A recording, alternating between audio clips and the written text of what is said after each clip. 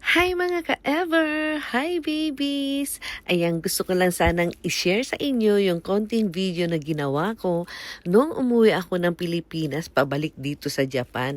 Nung nagbakasyon ako dyan sa Pilipinas para sa meet and greet ng Team Blue Eagle by May Mayo. At syempre, mayroon din kasi akong mga ibang inasikaso. At syempre, gusto ko rin muna magpasalamat syempre sa aking pinsan si Daisy, kay Jovic, at kay Insan Mercy sa paghatid nila sa akin sa airport.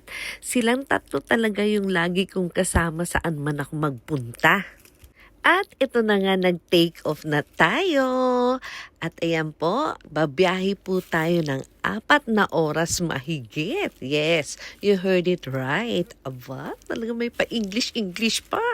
Oo nga, 4 na oras po ang ating biyahe papunta sa Japan. Mahigit ha? 4 hours mahigit po. Well, actually, malapit lang naman talaga ang Japan to Manila and Manila to Japan. Malapit lang siya. Kaya di masyado nakakapagod ang biyahe. And I would like to take this opportunity also para magpasalamat doon sa mga members ng Team Blue Eagle by May Mayo na nakapunta sa meet and greet. At syempre, yung mga hindi rin naman nakapunta, okay lang po yan. May next time pa naman po tayo. Again, thank you so much po sa lahat-lahat ng mga nagpunta sa ating meet and greet. At syempre, gusto ko rin pasalamatan na ating mga masisipag na admins dahil kung hindi rin naman dahil sa kanila, hindi ko magagawa mag-isa to. Maraming salamat sa inyo mga admins. At napakasaya ko dahil naging successful na naman ang meet and greet ng Team Blue Eagle by May Mayo.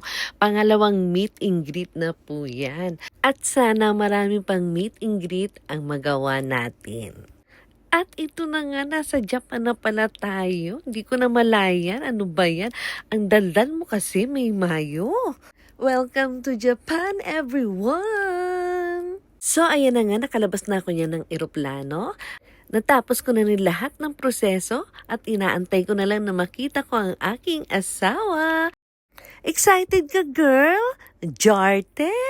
At ayan na nga po siya. Ayan. Nagkikita pa lang kami. Ayan. Nandiyadyasar na naman siya ever. Ay naku, kunyari pa. Sabi ko kasi sa kanya, tingin ka asawa. Ay naku, kunyari pa. Isnap daw. Ay naku. At ayan nga po, naglalakad-lakad kami dyan. Papunta na doon sa, sa parking. Pero sabi ko sa kanya, kumain muna kami. Kaya habang nandiyadyaan kami, sige lang kami, ikot-ikot lang kami kasi naghahanap kami ng restaurant na makakainan. Gutom na rin kasi siya dyan eh. Gutom na siya, kaantay sa akin. Ayan, hanggang dito na lang muna tayo. Thank you for watching. Sana na-enjoy nyo ang video. Nakakapagod mag-voice over. I love you all!